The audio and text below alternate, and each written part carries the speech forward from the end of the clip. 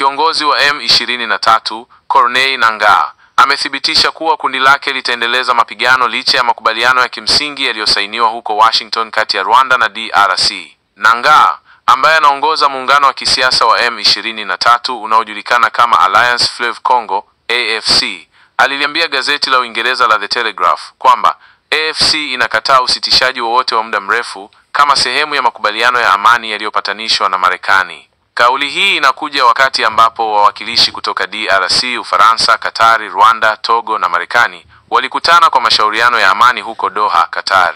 Licha ya mazungumzo hayo, Nangaa anaonekana kusisitiza kuwa mapigano yataendelea.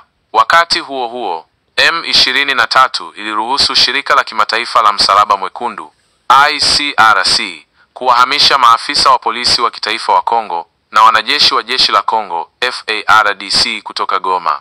ICRC ilisema kuwa ilianza kuwezesha uondoaji wa mamia ya wanajeshi hao na familia zao kutoka kambi za Umoja wa Mataifa huko Goma kuelekea Kinshasa. Hali hii inaonyesha kuwa licha ya juhudi za kidiplomasia na makubaliano yaliyofikiwa, kuna uwezekano wa vita kuendelea mashariki mwa DRC. Ndiyo, mfumo wa haki wa kijeshi wa Jamhuri ya Kidemokrasia ya Kongo DRC unataka kumfungulia mashtaka Joseph Kabila, rais wa zamani na seneta wa maisha, kwa uhaini, kushiriki katika harakati za uasi, uhalifu wa kivita na uhalifu dhidi ya binadamu. Hii ni hatua muhimu katika historia ya DRC na inakuja baada ya miaka mingi ya madai ya ukiukwaji wa haki za binadamu na ufisadi wakati wa utawala wa Kabila. Hata hivyo, ni muhimu kuzingatia kwamba mashtaka haya bado hayajathibitishwa na Kabila ana haki ya kudhaniwa kuwa hana hatia hadi pale atakapopatikana na hatia katika mahakama ya sheria.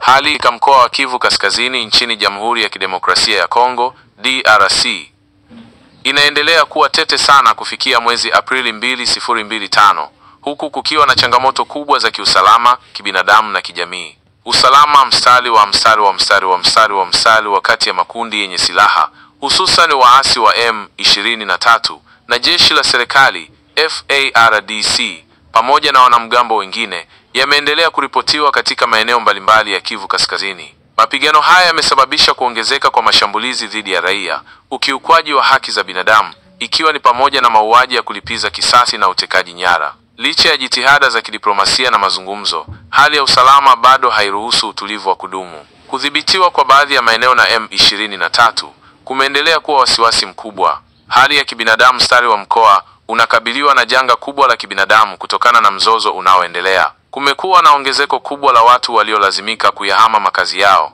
IDPs, huku maelfu wakikimbilia mikoa jirani na nchi jirani. Makambi ya wakimbizi wa ndani yameshambuliwa na hivyo kuwalazimu watu kuhama mara kwa mara. Upatikanaji wa misaada ya kibinadamu umekuwa mgumu kutokana na ukosefu wa usalama na vizuizi, na kuwaacha wengi bila huduma za msingi kama chakula, maji na huduma za afya. Ripoti zinaonyesha kuwa mamilioni ya watu wanakabiliwa na uhaba mkubwa wa chakula, huku Kivu Kaskazini ikiwa ni miongoni mwa mikoa iliyoathirika zaidi.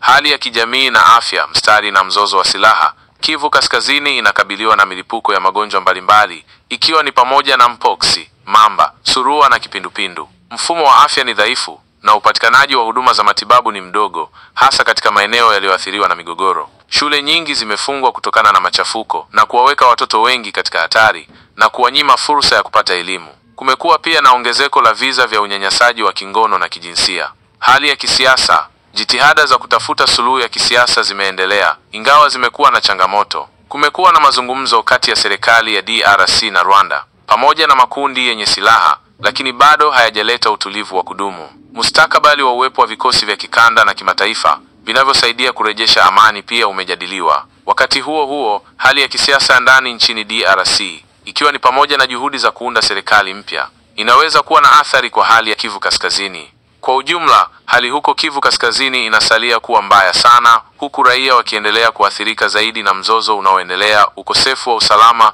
na changamoto kubwa za kibinadamu. Kwa taarifa za kina zaidi na za papo hapo, inashauriwa kufuata matangazo kutoka vyanzo vya habari vinavyoaminika na mashirika ya kibinadamu yanayofanya kazi nchini DRC. Mnamo tarehe 30 Aprili 2025, hali katika eneo la mashariki mwa Jamhuri ya Kidemokrasia ya Kongo DRC ilikuwa tete kutokana na kuendelea kwa mizozo kati ya kundi la waasi la M23, jeshi la serikali FARDC na wanamgambo wanaojiita Wazalendo. Matukio muhimu. Mapigano kati ya M23 na Wazalendo kulikuwa na ripoti za mapigano mara kwa mara kati ya M23 na wanamgambo wa wazalendo katika vijiji vya Rusamambu na Buleusa vilivyoko katika eneo la Walikale, Kivu Kaskazini. Inaripotiwa kuwa wazalendo walikuwa wanadhibiti Rusamambu na Mbuleu 23 ilikuwa inashikilia Buleusa, na makundi hayo mawili yalikuwa yakipigana wakati wa doria kutoka kwenye maeneo yao. Uhamishaji wa wanajeshi wa FARDC na polisi, shirika la kimataifa la Msalaba Mwekundu ICRC lilianza kusimamia uondoaji wa maafisa wa polisi wa kitaifa wa Kongo CNP na wanajeshi wa FARDC pamoja na familia zao kutoka kwenye kambi za Umoja wa Mataifa huko Goma kuelekea Kinshasa. Mpango huu ulifikiwa baada ya mazungumzo marefu kati ya serikali ya DRC M23 na Umoja wa Mataifa. M23 iliripotiwa kukataa kutumia uwanja wa ndege wa Goma, na msafara ulitarajiwa kupita katika maeneo yanayodhibitiwa na M23 kuelekea mstari wa mbele na FARDC, ambapo wangeondolewa kwa ndege kuelekea Kinshasa. Mazungumzo ya amani. Siku hiyo hiyo, wawakilishi kutoka DRC, Ufaransa, Katari, Rwanda, Togo na Marekani walikutana kwa mashauriano ya amani huko Doha, Katari. Wizara ya mambo ya nje ya Katari ilitoa taarifa ya pamoja ikisema kuwa mkutano huo ulijikita katika mazungumzo ya amani yanayoendelea yanayosimamiwa na Katari kati ya DRC na makundi yenye silaha. Hali ya kibinadamu. Mstari wa hali ya kibinadamu ilikuwa inaendelea kuwa mbaya mashariki mwa DRC kutokana na mzozo huo, huku mamilioni ya watu wakiwa wameyakimbia makazi yao na uhaba wa huduma muhimu ukiendelea. Kwa ujumla, tarehe 30 Aprili 2025 ilishuhudia kuendelea kwa mizozo kati ya M23 na wazalendo, huku juhudi za kidiplomasia zikiendelea sambamba na uhamishwaji wa baadhi ya wanajeshi wa serikali kutoka Goma kwa usimamizi wa ICRC.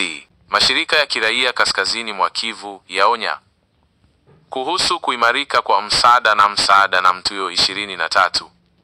Huko Walikale, mashirika ya kiraia katika jimbo la Kivu Kaskazini yanatoa tahadhari kuhusu kuimarika kwa kundi la waasi la M23 katika eneo la Walikale. Tahadhari hizi zinakuja kufuatia ripoti za hivi karibuni za M23 kuchukua udhibiti wa maeneo kadhaa huko Walikale, hatua inayoibua wasiwasi mkubwa juu ya usalama na hali ya kibinadamu kwa wakazi. Kwa mujibu wa vyanzo mbalimbali na ripoti kutoka mashirika ya kiraia na viongozi wa jamii, uwepo wa M23 huko Walikale umezua hofu kubwa miongoni mwa raia na kusababisha mamia ya watu kuyahama makazi yao wakihofia ghasia, uhamasishaji wa kulazimishwa na unyanyasaji unaofanywa na makundi yenye silaha. Kuimarika kwa M23 huko Walikale pia kunatafsiriwa kama hatua ya kundi hilo kudhibiti maeneo yenye utajiri wa madini ili kufadhili shughuli zao na kuendeleza mashambulizi yao mashariki mwa RDC. Ripoti zinaonyesha kuwa M23 imekuwa ikijaribu kuimarisha nafasi zao na hata kuripotiwa kufanya uhamasishaji katika maeneo wanayodhibiti, ikiwa ni pamoja na sehemu za Walikale.